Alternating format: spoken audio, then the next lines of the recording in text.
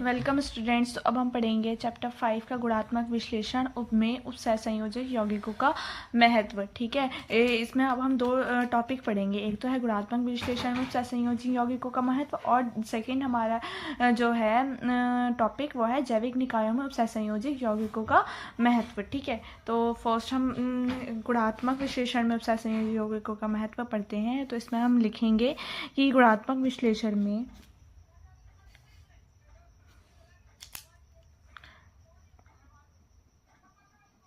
गुणात्मक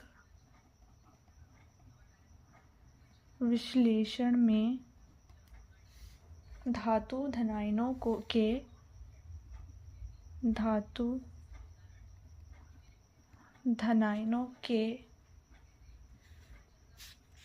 पृथक्करण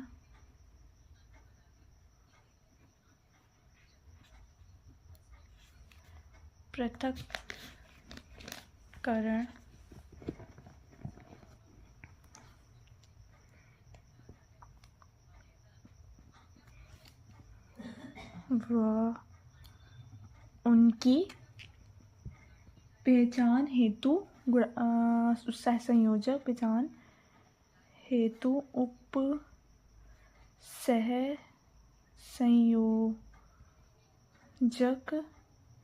यौगिकों का उपयोग किया जाता है। यौगिकों का उपयोग किया जाता है। ठीक है, तो अब इसमें हम फर्स्ट उदाहरण देख लेंगे कि कॉपर सेकंड व कैडमियम सेकंड आयनों का पृथक्करण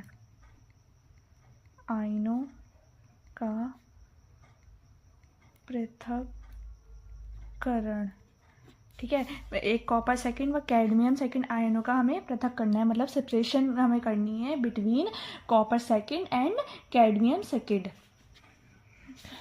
सेकंड आयंस। ठीक है, तो अब हम इसके जो है सेपरेशन करते हैं कुछ इस तरह से। हम लेंगे पहले यहाँ पर कॉपर सल्फेट, जिसे हम कहेंगे CuSO4 प्लस हम ले लेंगे KCN, हम लिख लेंगे 2KCN लिख लेंगे हम यहाँ पे, और हम इसकी रिएक्शन कराएंगे तो क्या बन जाएगा कॉपर यहाँ पर कॉपर साइनाइड हमारा बन जाएगा। ठीक है, कॉपर साइनाइड। ठीक है, प्लस क्या बन जाएगा हमारा K2SO4, मतलब पोटेशियम सल्फेट हमारे यहाँ बन जाएगा। Cu और Cn को हम जब ले लेंगे तो क्या बचेगा हमारा K2SO4 हमारा बचेगा ना, तो ये हमारा इधर आ जाएगा। ठीक है, तो फिर हम लेंगे कि यहाँ पर CuCN का स्क्वायर, Cn का होल ट्वाइस, और इसकी जब हम रिएक्शन कराएंगे तो क्या आएगा हमारा CuCN 2CuCN आ जाएगा हमारा। ठीक है, और क्या बचेगा यहाँ पर Cn का होल ट्वाइस। ठीक है, यहाँ पर हम इसकी रिएक्शन, तो यहाँ पर ये क्या बन गया Q प्लस साइनाइड हमारा यहाँ पे बन जाएगा। ठीक है, तो फिर अब हम इसकी एक और रिएक्शन कराएंगे। यहाँ पर CuCN जब हम ले लेंगे तो प्लस 3KCN हमारे पास यहाँ आ जाएंगे 3KCN। अब हम इसकी रिएक्शन कराएंगे तो हमारे पास एक ये सेपरेशन जो है सेपरेशन हो जाएगा यहाँ पर। तो यहाँ पर क्या आ जाएगी K3CuCN का होल 4। ठीक है, ये आ जाएगा K3CuCN का होल 4 आ जाएगा। तो ये क्या बन गया यहाँ पे टेट्रासाइनोक्यूप्रेट, और इसका ऑक्सीडेशन नंबर 1 आ जाएगा। ठीक है, अब यहाँ पर इसका नाम लिख लेते हैं, ये टेट्रा 4 है ना, तो क्या आएगा टेट्रासाइनोक्यूप्रेट।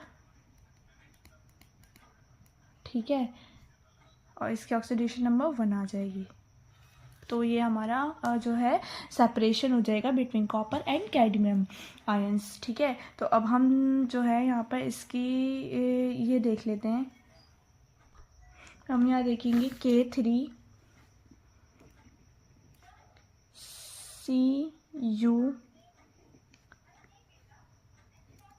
CuCN का होल 4, ठीक है, अत्यधिक स्थायी संकुल है। जो हमने पहले निकाला ना वही है, अत्यधिक स्थायी संकुल है, ठीक है, जिसके कारण इसमें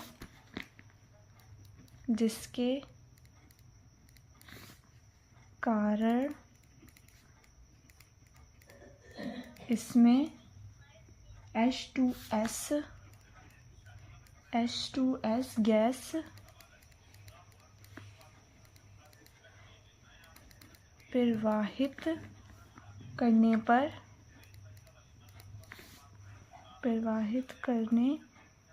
पर कॉपर सल्फाइड,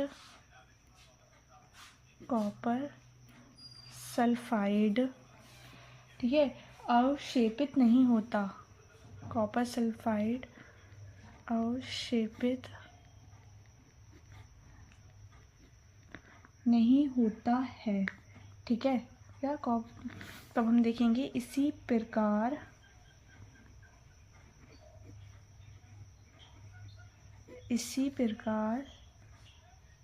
अब हम यहाँ पर रिएक्शन लिख लेंगे CdSO4+2KCN की रिएक्शन हम कराएंगे तो क्या हो जाएगा यहाँ पर CdCN का होल 2+K2SO4 यहाँ पर बन जाएगा, ठीक है। अब हम इसके CdCN2 की रिएक्शन अब हम रिएक्शन कराएंगे यहाँ पर CdCN का होल स्क्वायर 2+2KCN। तो अब हम यहाँ पर हमारे क्या बन जाएगा K2CdCN का होल 4 यहाँ पर बन जाएगा, ठीक है। तो ये हमारा क्या है K2CdCN होल 4 अब हमारा यहाँ पर बन जाएगा। तो अब हम इसकी थोड़ी सी वो देखते हैं क्या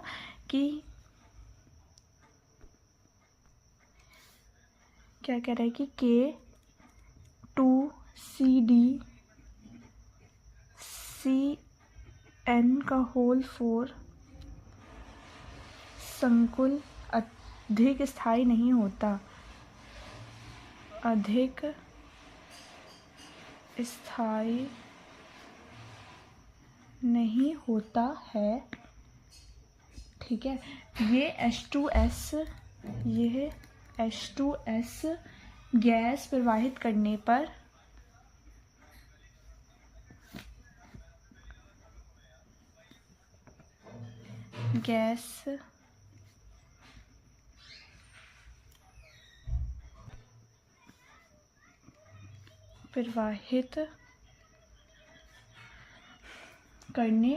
कॉपर सल्फाइड, ठीक है, प्रवाहित करने पर पीले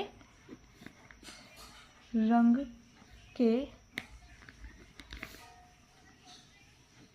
CdS कैडमियम सल्फाइड के रूप में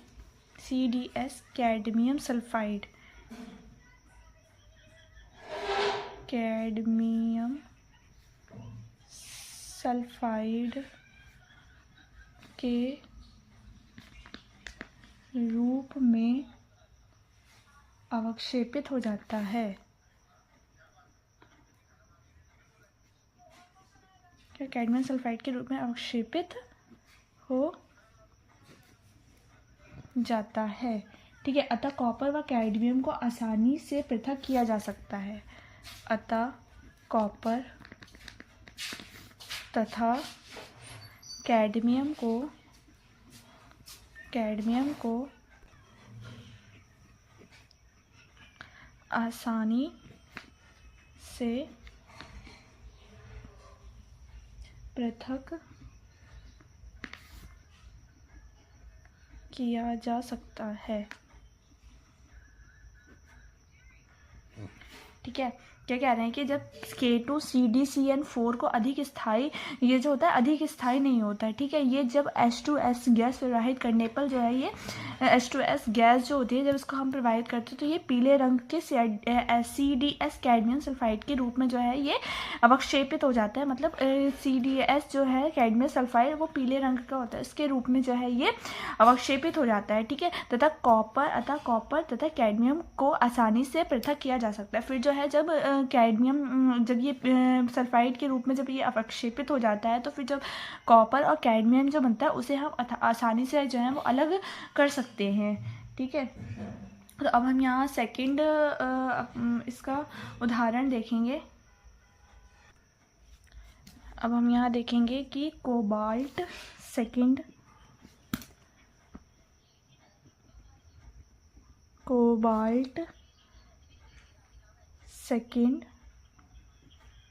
व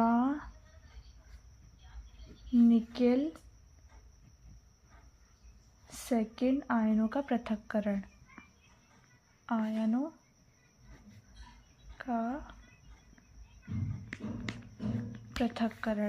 ठीक है। कोबाल्ट सेकंड व निकेल सेकंड आयनों का पृथक्करण, separation of cobalt second and nickel second, इसके ऑक्सीडेशन नंबर रहेंगे, ठीक है, इसका आयन, ठीक है। सेपरेशन हम इन्हें भी सेपरेशन ही करना है। तो अब हम लिखेंगे कि कोबाल्ट क्लोराइड के विलयन में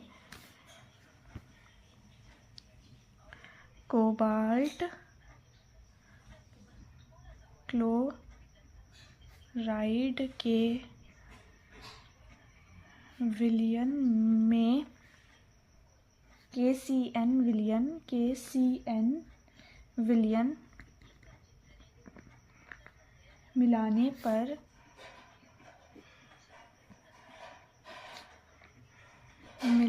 पर जो है COCN2 कोबाल्ट COCN2 जो का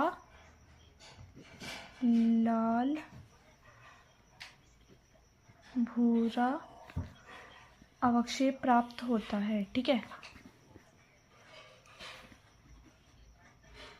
अवक्षेप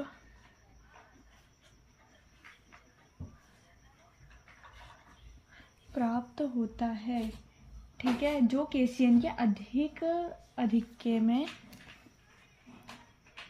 जो KCN के अधिक्य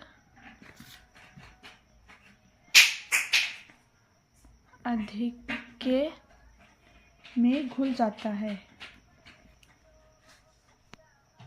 अधिक्य में घुल जाता है, ठीक है। तो अब हम इसकी रिएक्शन देखेंगे। रिएक्शन में हम देखेंगे COCl2 + 2KCN कि जब हम रिएक्शन कराएंगे तो COCN2 + K2SO4 यहाँ पर बन जाएगा। तो क्या हो जाएगा, ये कोबाल्ट क्लोराइड और KCN में अधिक्य में, तो क्या बन जाएगा यहाँ पर हमारा पोटेशियम। तो ये क्या बन गया हमारा पोटेशियम, ये हमारा बन गया पोटेशियम सल्फेट, और ये क्या बन गया हमारा कोबाल्ट साइनाइड। तो अब हम इसकी रिएक्शन कराएंगे। COCN का होल्स 2 + KCN, ठीक है। तो जब हम इसकी यहाँ रिएक्शन कराएंगे तो क्या बन जाएगा, ये K4 COCN6, ठीक है। तो ये क्या बन गया, पोटेशियम हेक्सासाइनो कोबाल्ट, ठीक है। क्या बन गया, ये पोटेशियम हेक्सासाइनो कोबाल्ट, ठीक है। ये क्या बन गया, पोटेशियम हेक्सासाइनो कोबाल्ट। तो हम देखेंगे कि जबकि निकेल सल्फेट, क्योंकि हमें क्या करना है, कोबाल्ट व निकेल आयनों का पृथक्करण करना है। तो अभी तो ये क्या हुआ है, अभी तो ये पोटेशियम हेक्सासाइनो कोबाल्ट बना है ये, ठीक है। तो अब हम यहाँ देखेंगे आगे कि जबकि निकेल सल्फेट के विलयन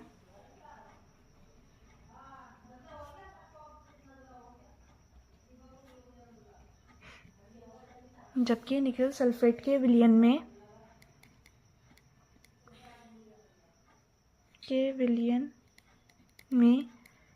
के सी एन विलयन मिलाने पर हरा अवक्षेप प्राप्त होता है। मिलाने पर हरा अवक्षेप प्राप्त होता है जो निकेल साइनाइड, जो निकेल SN2 जो CN2 निकेल साइनाइड का होता है, ठीक है। जो निकेल साइनाइड का होता है ये भी KCN के अधिक्य में घुल जाता है।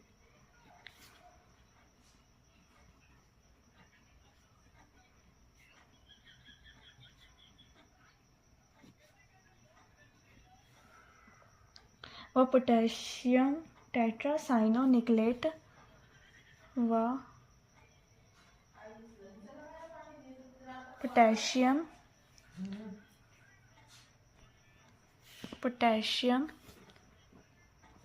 टेट्रासाइनोनिकलेट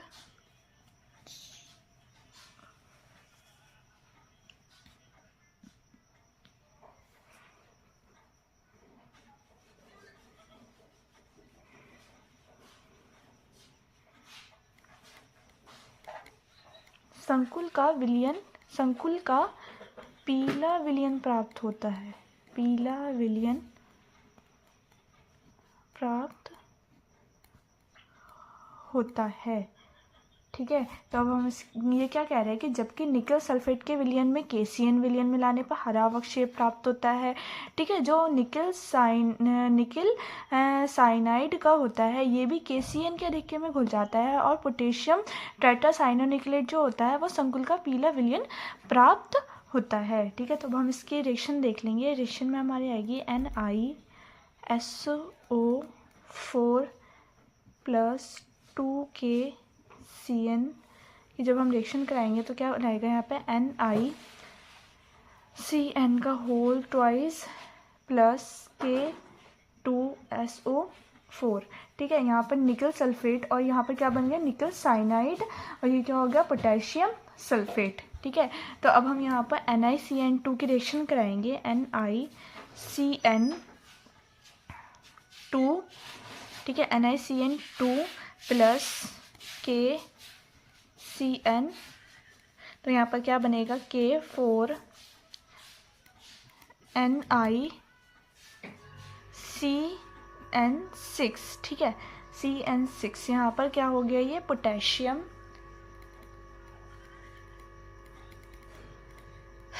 पोटेशियम हेक्सासाइनो, क्योंकि यहाँ पर 6 है ना तो हम यहाँ हेक्सा लिखेंगे ना, हेक्सासाइनो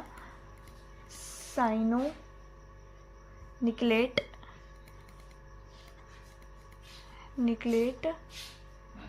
इसका ऑक्सीडेशन नंबर क्या हो जाएगा, 2, ठीक है। और ये कौन सा विलयन रहेगा, पीला विलयन, ठीक है। क्या कह रहे हैं ये यहाँ पर, ये क्या कह रहे हैं, पीला विलयन प्राप्त होता है ना, तो इससे हमें कौन सा विलयन प्राप्त होगा, पीला विलयन, ठीक है। तो इसी तरह से यहाँ पे हमारा कोबाल्ट और निकेल आयनों का पृथक्करण हो जाता है इस अभिक्रिया के थ्रू। तो ये नेक्स्ट टॉपिक है हमारा उस जैविक निकायों में उपसंयोजी यौगिकों का महत्व, ठीक है। तो अब हम इसमें लिखेंगे जैविक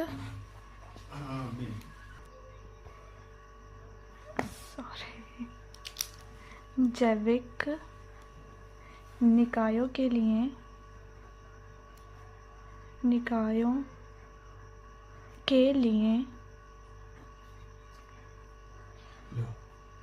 भी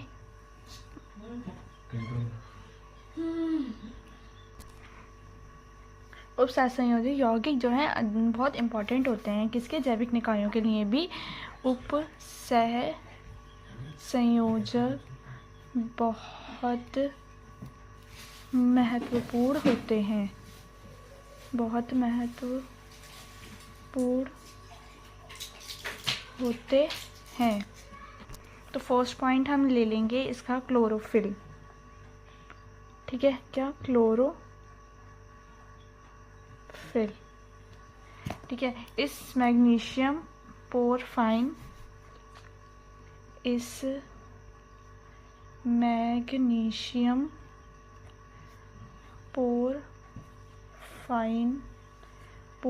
पोरफायरिन संकुल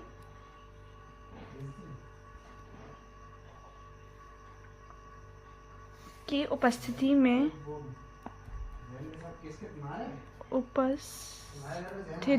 में हरित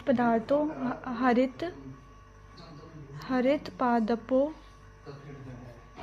में भोजन निर्माण की क्रिया होती है। हरित पादपों में भोजन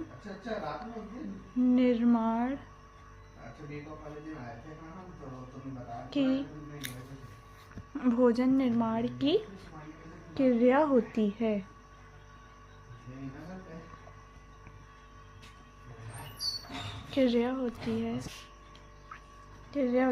तो ये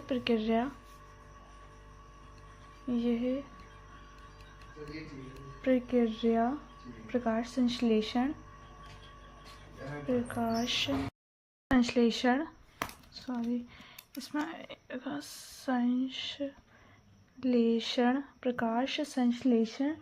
कहलाती है। किसे? फोटोसिंथेसिस भी कहते हैं। क्या कहते हैं इसे? फोटोसिंथेसिस। ठीक है, इसे क्या कहते हैं? फोटोसिंथेसिस कहलाती है। ठीक है, और सेकंड हमारा आ जाएगा, फर्स्ट क्लोरोफिल आएगा और सेकंड हमारा यहाँ पर आ जाएगा हेमोग्लोबिन। ठीक है,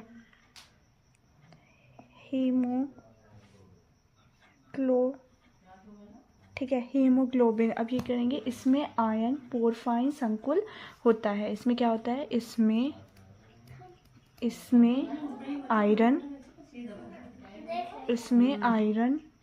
पोरफायरिन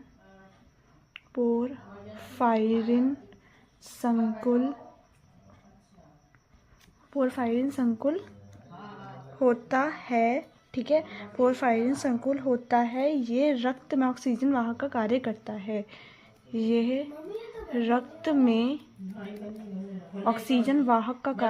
है। ऑक्सीजन वाहक का कार्य करता है। ठीक है, मतलब ये ऑक्सीजन वाहक, मतलब ऑक्सीजन जो है हमारे ब्लड में जो है ये ऑक्सीजन को लेकर जाता है। ऑक्सीजन वाहक का कार्य करता है। ठीक है, इसमें आयरन पोरफाइन संकुल होता है और ये रक्त में ऑक्सीजन वाहक का कार्य करता है। थर्ड पॉइंट हो जाएगा अब हमारा धातु एंजाइम। ठीक है, धातु एंजाइम जिसे मेटल एंजाइम भी कहते हैं। क्या? मेटल एंजाइम भी जिसे हम कहते हैं। ठीक है, तो इसमें अब हम देखेंगे धातु एंजाइम क्या होता है कि धातु एंजाइमों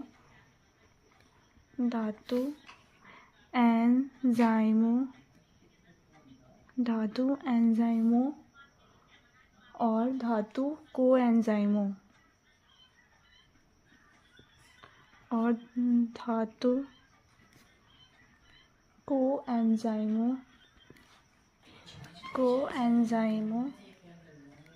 धातु एंजाइमों और धातु कोएंजाइमों की उत्प्रेरण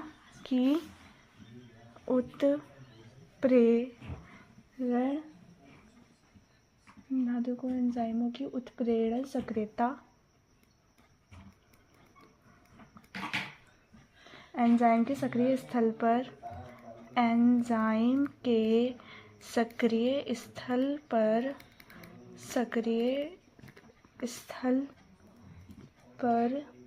धातु आयन की उपस्थिति पर निर्भर करती है। धातु आयन की उपस्थिति पर निर्भर करती है। ठीक है, धातु आयन की उपस्थिति पर निर्भर करती है। विटामिन B12 एक कोएंजाइम है। ठीक है, क्या विटामिन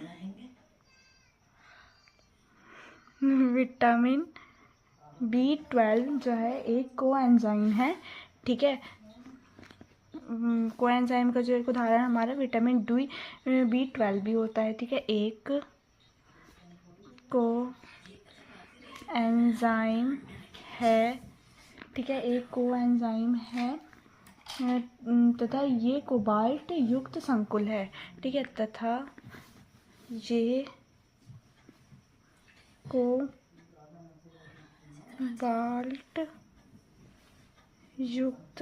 कोबाल्ट युक्त संकुल है।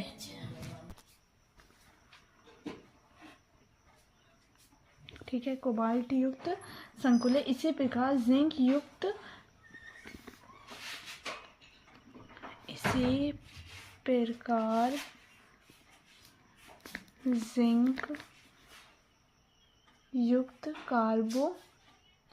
Carboxy peptidase. ठीक है, इसी प्रकार जिंक कार्बोक्सी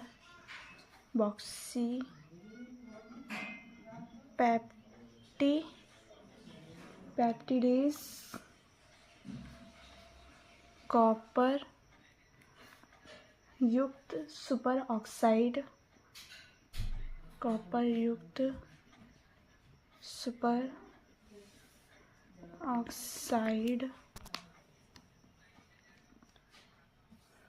निकेल युक्त यूरिएज।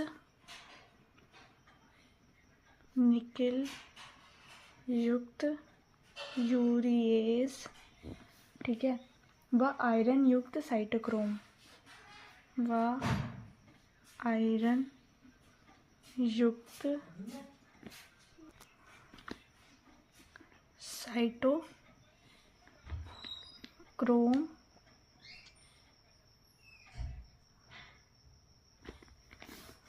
महत्वपूर्ण धातु एंजाइम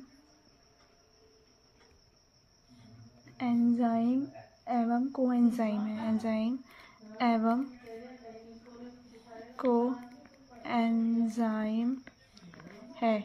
ठीक है, तो अब आप लोगों को समझ में आ गया होगा कि ये जैविक निकायों में जो उपसंयोजक यौगिकों का है क्या महत्व। तो फर्स्ट हमने पढ़ा है क्लोरोफिल के बारे में, सेकंड हमने पढ़ा है हीमोग्लोबिन के बारे में, थर्ड हमने पढ़ा है धातु एंजाइम्स के बारे में। तो क्या कह रहे हैं कि धातु एंजाइमों और धातु के एंजाइमों की जो उत्प्रेरण सक्रियता होती है, एंजाइम्स की सक्रियता स्थल पर धातु की जो आयन की उपस्थिति पर ही ये निर्भर करती है। तो विटामिन B12 जो है एक कोएंजाइम है तथा ये कोबाल्ट युक्त संकुल है। ठीक है, इसी प्रकार जो जिंक कार्बोक्सी पेप्टिडेज है, ठीक है, वो कॉपर युक्त सुपर ऑक्साइड निकेल युक्त यूरिएज व आयरन युक्त साइटोक्रोम महत्वपूर्ण धातु एंजाइम एवं कोएंजाइम है। ठीक है, तो ये जैविक निकायों के उपसंयोजक यौगिकों का महत्व है।